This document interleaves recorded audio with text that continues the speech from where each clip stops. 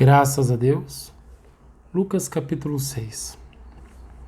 Em um certo dia de sábado, enquanto Jesus caminhava pelos campos, onde se plantam cereais, seus discípulos começaram a colher e a debulhar espigas com as mãos, e se alimentavam dos grãos. Foi quando alguns dos fariseus os inquiriram: por que fazeis o que não é permitido durante o sábado? Então Jesus os questionou: nem ao menos tendes lido o que fez Davi quando teve fome, ele e os seus companheiros? Pois ele entrou na casa de Deus e, tomando os pães da presença, alimentou-se do que apenas aos sacerdotes era permitido comer, e os entregou de igual modo aos seus amigos. E Jesus lhes asseverou: o Filho do Homem é Senhor do sábado. O sábado, ele é Senhor do tempo. Sábado diz um período da semana, um dia que representa a eternidade, o descanso de Deus, o sétimo dia, a criação perfeita, o selo, o fim. Então ele é Senhor de tudo, então eterno Senhor. Sábado, e Deus descansou no sétimo dia, está escrito na palavra. Repousou no sétimo dia, em Gênesis, Então ele é Senhor do repouso. Sábado, conotação, sábado, repouso, foi dada a ordem para descansar, Só que o repouso que eles observavam era um repouso momentâneo, o repouso de um dia apenas na semana. Só que a lei fazia e faz, ela simboliza algo que está por vir, entende? Então, se é repouso, representa a eternidade. Tudo aqui tem um motivo, tem um porquê. E o sétimo dia representa o descanso, onde o povo de Deus descansa no lazer do Senhor, para todo sempre. Ou seja, no outro sábado ele entrou na sinagoga e iniciou o seu ensino, e ali estava um homem cuja mão direita era atrofiada. Os doutores da lei e os fariseus estavam ávidos para achar algum motivo pelo qual pudessem acusar Jesus, e por isso observavam com toda atenção, a fim de perceber se ele o haveria de curar durante o sábado. Veja, não importa quem você é. No quesito de se errou, entende? Para você, Deus, para você importa para Deus, E Deus importa para você. Mas não importa quem você é, se você errou, se você não acertou, se você pecou, se você falhou. Não, Jesus ele cura. E para ele não importa, ele vai e cura. Tempo e fora de tempo ele faz. Ele é Senhor, ele é capaz, entende? Então se alguém está dizendo, olha, vai curar aquela pessoa errou, o pecado dela é grande. Se esse alguém for a tua própria mente que está dizendo, Deus é maior que a tua mente, e ele te cura, e ele te fortalece, e ele te regenera, porque ele é bom o tempo todo. E aquele que diz que não merece, esse já é um agraciado, porque isso já é um começo. Aquele que está arrependido, então, foi Deus que o colocou a se arrepender para que fosse limpo pela palavra e abençoado por Deus, entende? Jesus te ama. E mesmo que pessoas não creiam na tua recuperação, o Senhor crê. Porque Ele é quem faz, Deus crê que Jesus faz e é capaz. Então, Jesus vai e faz. Todavia, Jesus tinha conhecimento do que eles pensavam. Mesmo assim, pediu ao homem da mão atrofiada: levanta-te, vem à frente e permanece em pé aqui no meio. E o homem se levantou e atendeu a ele. Jesus então dirigiu-se a eles: eu vos apresento uma questão. O que é permitido realizar no sábado, o bem ou o mal? Salvar vidas ou destruí-las?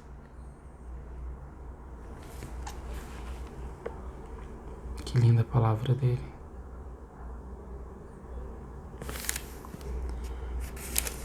E Jesus olha atentamente para cada um deles que estão à sua volta e ordena ao homem: estende a tua mão.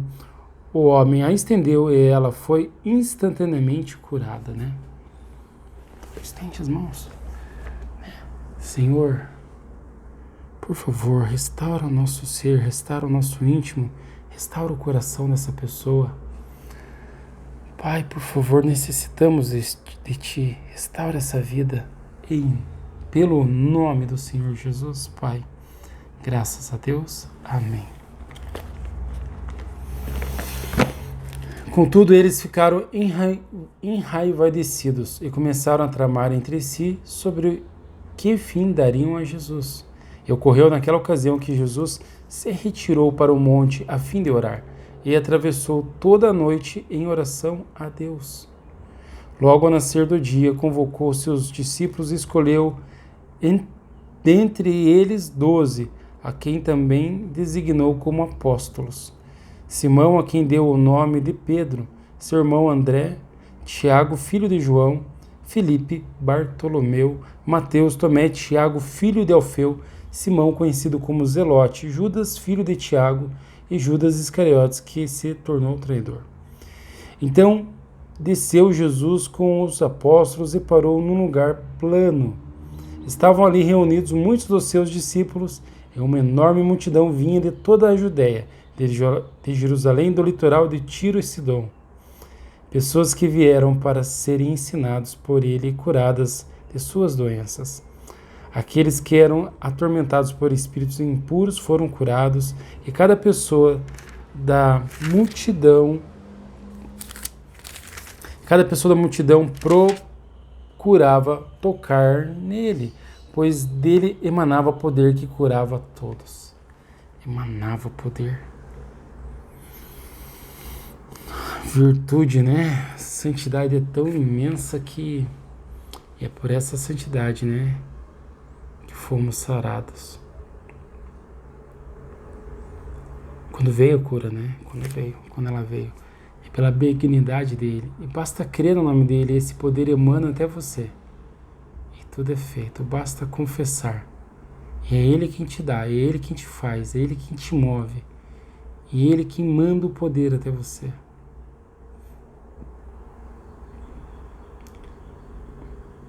E se você fez isso, ele te curou, entende? Ele te livrou, ele transformou.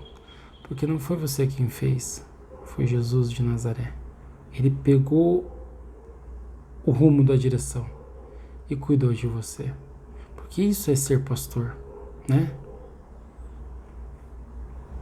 Ele te leva para a eternidade.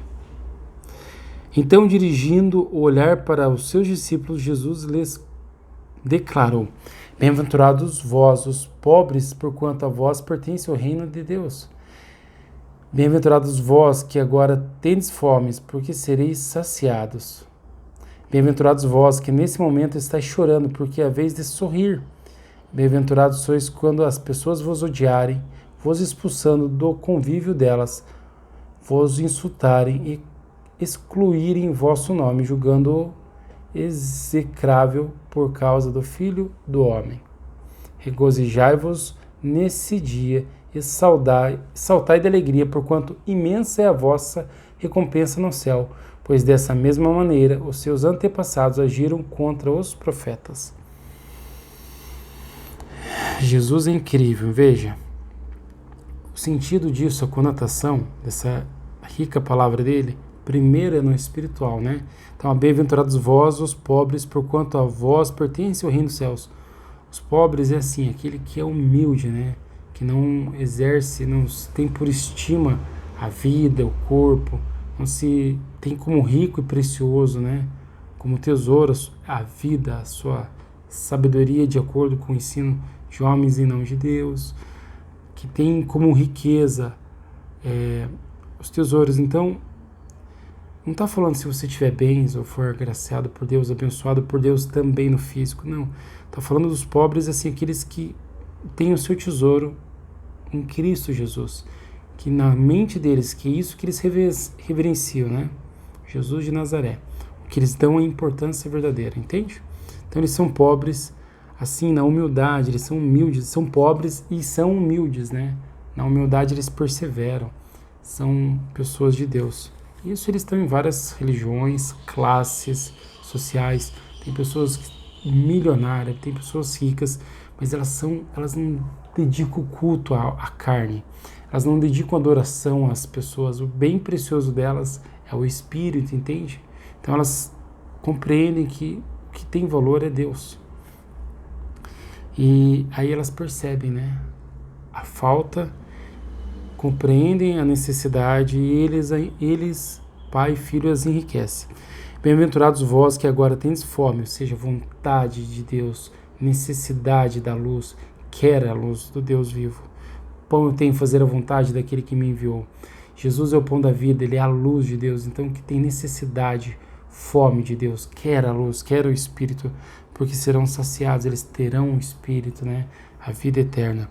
Bem-aventurados vós que nesses momentos estáis chorando, pois havereis de sorrir. Então, pessoas que querem a Deus, que até choram de tanto querer, ele contempla. Porém, ai de vós, os ricos, pois já ganharam toda a vossa consolação. Ai de vós que viveis agora em fartura, porque vivereis passando fome. Ai de vós que agora rides, pois havereis de muito lamentar e prantear. Esse rico não é rico de... Não é na riqueza que o mundo espera, entende? Por exemplo, Deus abençoou Davi, abençoou Salomão, e o próprio Deus deu essa riqueza a eles e os encheu de sabedoria. Jó, entende? Então, ter dinheiro, ter bens, ter propriedades não é pecado. Não perde a salvação, entende? Eu não digo que Jó foi condenado, pois ele era o homem mais rico daquela região, entende? Mas o que acontece? As pessoas que se esquecem de Deus, né, e colocam o valor da preciosidade nas coisas, que tem as coisas por precioso, e não a palavra de Deus, né? Então esses são os ricos citados ali, mas aqueles que têm a palavra por preciosa, pode Deus dar o que for para eles vão continuar adorando a Deus, porque Deus é precioso, eles vão ficar satisfeitos, são gratos mesmo não tendo, mas eles vão continuar adorando a Deus, porque Deus é a riqueza deles, eles compreendem isso, porque Deus os dá a compreender, entende? Então, Jesus fala em parábolas, entende? Então, aqueles ricos ali, que já têm a consolação, é que eles estão colocando o prazer deles nas coisas. Quando eles estão com dificuldades, eles vão lá e extravasam nas coisas, na carne, nas delícias físicas, delícias do pecado, né? Que não é bem-vinda, que não verdadeiramente não sacia a alma. E ali eles são, por isso diz a palavra aqui, ó, pois já tendes a vossa consolação, porque eles estão procurando a consolação no lugar errado, entende? Sendo que a verdadeira consolação é o Espírito Santo, que é o Consolador, entende? Então a riqueza é o Espírito Santo, entende? E por mais que se tenha bens ou não, aquele que se volta para o Senhor, de maneira nenhuma ele lança fora. E ele é consolado pelo Santo de Israel, Jesus de Nazaré e o Pai. Ai de vós, quando todos vos louvarem, porquanto foi assim que também agiram os vossos antepassados com os falsos profetas. Lembra? Contudo, tenho declarado a vós outros que me estáis ouvindo: amai os vossos inimigos e fazei o bem aos que vos odeiam, abençoai os que vos amaldiçoam, orai pelos que vos acusam falsamente. Ao que te bate numa face, oferece-lhe igualmente a outra, e ao que tirar a tua capa, não impeças de tirar também a túnica. Dá sempre a todo aquele que te pede, e se alguém levar o que te pertence, não lhe exijas que eu devolva. Como quereis que as pessoas vos tratem, assim fazei a elas da mesma maneira. Pois se amais os que vos amam, que galardão pode haver nisso? Porquanto até mesmo os ímpios amam aqueles que os amam. E se fizerdes bem aos que vos fazem bem, qual é o mérito? Qual é o vosso mérito? Até os infiéis agem deste mesmo modo. Ainda se emprestais aqueles de quem esperais receber de volta, qual é a vossa recompensa? Também os incrédulos emprestam aos incrédulos a fim de receber o seu retorno desejado. Concluindo, amai os vossos inimigos, fazei o bem e emprestai sem se desesperar por receber de volta. Então, sendo assim, grande será o vosso prêmio e sereis filhos do Altíssimo, porque ele é bondoso até mesmo para com os ingratos e ímpios. Sede misericordiosos para com os outros, assim como o vosso Pai é misericordioso para convosco. Isso é Deus que vai agir em você para que você faça assim, entende? Deus vai interceder pelos inimigos, Jesus vai fazer isso em você. Quando Jesus estava sofrendo na cruz, ele orou para aquelas pessoas que estavam machucando ele, né? Pai, eles não sabem o que fazem. E verdadeiramente quem peca e permanece ali, de alguma maneira, não percebe o que está fazendo, entende? Então ele realmente salva pecadores. Então ele intercede por todos. E ele salva muitas pessoas, muita gente. Então, se você está sentindo necessidade de orar por alguém, é Jesus que está orando por ela em ti, o Espírito dele, que foi fixado em ti, Jesus de Nazaré. Então ele está te levando a tu agir com as boas qualidades. E assim, nele, em Cristo Jesus, se tornando um filho do céu, porque ele te faz. Na verdade, não é você se torna, né? Mas é ele que te torna. Parece que é você que está fazendo quando você olha externamente, mas é ele que te move e te faz acertar. Não julgueis e não sereis julgados. Não condeneis e não sereis condenados. Perdoai e sereis perdoados. Dai sempre e recebereis sobre o vosso colo uma boa medida, calcada, sacudida, transbordante, generosamente vos darão. Portanto, a medida que usares para medir o teu próximo, essa mesma será usada para vos medir. Tá vendo? Sobre bênção, transbordante, grande e tudo mais. Então, existe abundância, grandeza, misericórdia, mas é uma recompensa que o Senhor traz até você, entende? É uma misericórdia, é uma dádiva do céu, tanto na eternidade como também ele faz aqui. Então Jesus lhe propôs também uma parábola. É possível um cego guiar outro cego? Não acontecerá que ambos venham a cair em algum buraco? Ou seja, um cego guiar outro cego. Quem que guia as pessoas? Quem é o guia? Jesus Cristo. Quem é o pastor? Jesus. Quem vai à frente? Jesus. Então ele deixa muito claro com essa palavra que ninguém pode ser salvo por homens, por ensino de homens, por a si mesmo, a salvação por obras, né? Obras do homem, a carne querer salvar a alma, ou a alma querer se justificar a si mesma. É necessário que Jesus venha e age em você e te mova, entende? E te transforme. Então, não pode um cego salvar um cego, guiar um cego. Porque quando o pecado entra, a pessoa já não consegue mais ver, ela já perdeu o discernimento, entende? Então é necessário que o Senhor venha e a conduza, daí abre os olhos dela, cura. Ele fez isso com muitos, aqui dentro, no íntimo, abrindo o discernimento, mas ele fazendo o tempo todo. Os discípulos não podem estar acima do seu mestre, todavia, todo aquele que contemplar com dignamente seu aprendizado será como seu mestre. Essa palavra é linda, vou ler de novo, porque enroscou.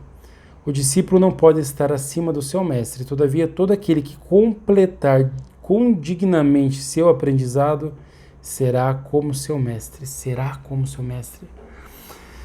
O seguinte, o discípulo se torna como Jesus, luz, verdade, vivo, graças ao sangue do Cordeiro. Então, ele é unido, entende? Deixa de ser corpo, deixa de ser religião, deixa de ser descendente, deixa de ser pai, mãe, e se torna filho de Deus, ele se torna um com Jesus Cristo. Então, isso depois que sai do corpo, também depois que sai do corpo, ele se torna luz com Deus. É algo incrível. O discípulo se torna luz com Deus. E é Jesus quem faz isso. Essa metamorfose, ele vira parte do corpo do Cordeiro, entende? Unido com o Cordeiro. Se torna luz no céu, um filho de Deus. Porque reparais o cisco no olho do teu irmão e não percebeis o tronco que está no teu próprio olho? Como poderás advertir o teu irmão dizendo: irmão, permita que eu tire o cisco do teu olho, se tu mesmo nem sequer notas o tronco que repousa no teu olho?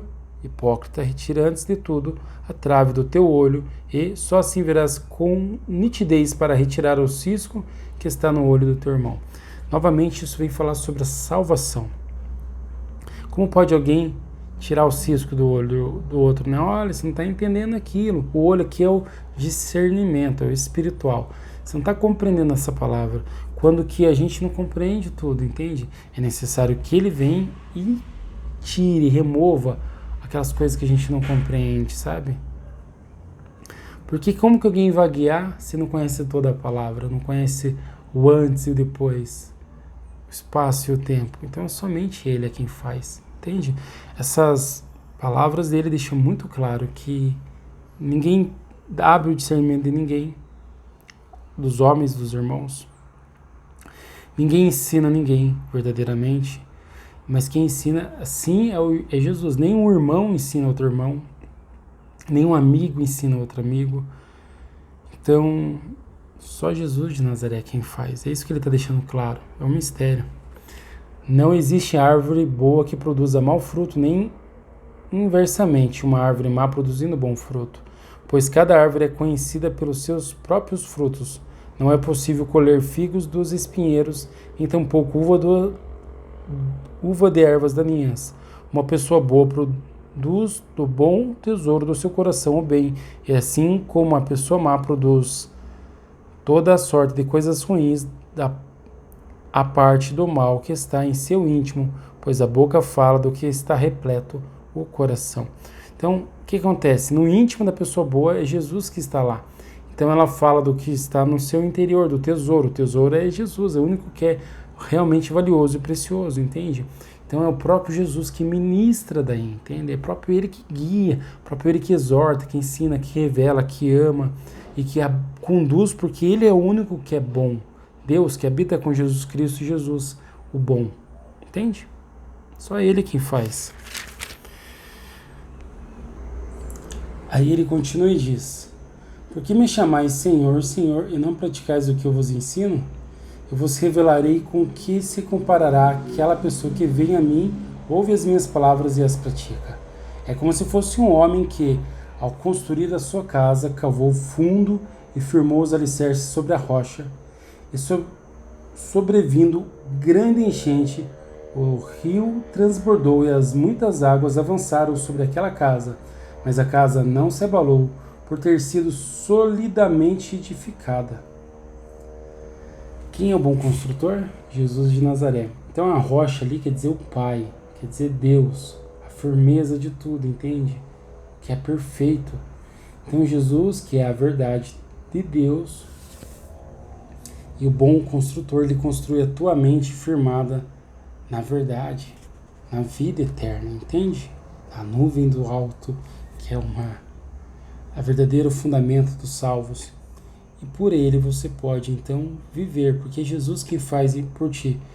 Então, aquele que ouve é aquele que compreende o ensino, que tem o discernimento, que compreendeu. Então, é Jesus quem o solidificou para que ele pudesse compreender. Porque senão, como que ele veria se Deus não abrisse o olho? Como que ele discernia se Deus não desse o discernimento? Pois diz a palavra de Deus: e serão todos ensinados por Deus. Deus é o vigia, Deus é a sentinela, né? Como está escrito lá.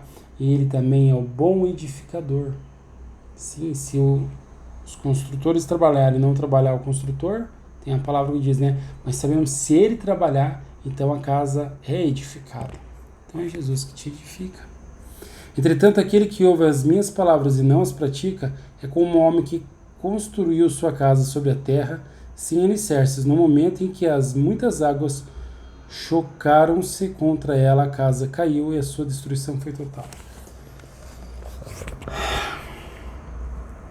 É ele quem fortalece, é ele quem firma, somente ele quem faz. Então a certeza, isso é fé, crer que ele vai fazer, crer que ele vai te mudar, crer que ele vai te firmar na verdade, crer que ele vai pegar o teu corpo e vai te guiar pelo bom caminho através daqui, ó, da mente, mudando as tuas intenções, os teus pensamentos. Toda vez que eu quis, eu mesmo, parar de pecar, parar de fazer errado, não dava. E eu clamava, e Deus tem um tempo de agir na vida da pessoa, né? Chegou o teu tempo. de se revelar a pessoa que ele ama. Bom, você é a pessoa que ele ama. E graças a Jesus de Nazaré. Então aí eu pude compreender que não é pela minha força que eu ia deixar de pecar. E então é um aperfeiçoamento, né? Segue a paz e a santificação pela qual se pode ver a Deus, né? Então, seguir a paz e a santificação quer dizer perfeição, aperfeiçoamento, né? Perfeição é o final, mas é um aperfeiçoamento até que se torne um com Jesus. Então, é Ele quem faz isso, no caminho que Ele predeterminou, e o Espírito Santo é quem te move, é quem te guia, é o teu pastor. Então, cada vez que a pessoa se busca se justificar a si mesma, ela não consegue ter os dons do Espírito, porque daí não procede da verdadeira fé, procede de ações de homens, de doutrinas de homens. Mas quando ela clama ao Senhor, mesmo sem saber, mesmo tentando, é Deus que vai lá e justifica, mesmo ela querendo ainda buscar em algum lugar, mas Deus vai mudando a forma de pensar, a maneira de agir, e o Senhor contempla com salvação, né? Graças a Jesus Cristo, aqueles que é derramado o bálsamo da fé, o Espírito do Senhor, a verdadeira sabedoria que vem do alto. Ele faz, Ele é capaz, entende? E quando Ele faz, aí você vai sentindo alívio, porque você vai sentindo, puxa, Deus está trabalhando, Deus está agindo, né? Deixa Deus operar. O máximo que a gente pode fazer é orar e agradecer. Mas verdadeiramente até o orar procede do Espírito, orar em Espírito, quer dizer que o Espírito Santo está intercedendo por você, com gemidos inexplicáveis, orando através de ti, comunicando com o Pai, defendendo a tua alma o tempo todo, porque Ele é o que foi crucificado em você. O Senhor Jesus, o Espírito da verdade, fixado na tua alma, entende? Então Ele está contigo e te vivificando. Mas o melhor de tudo que o homem pode ser é grato. É o Senhor quem faz todo esforço, entende? Quem são salvos, Ele sabe. Mas eu posso te adiantar, não são poucos não. Ele salvou bastante pessoas e salva. Porque Ele é Deus, Ele é o Senhor. Ele o faz. Graças a Ele, palavra da verdade, que procede do Deus vivo. Amém.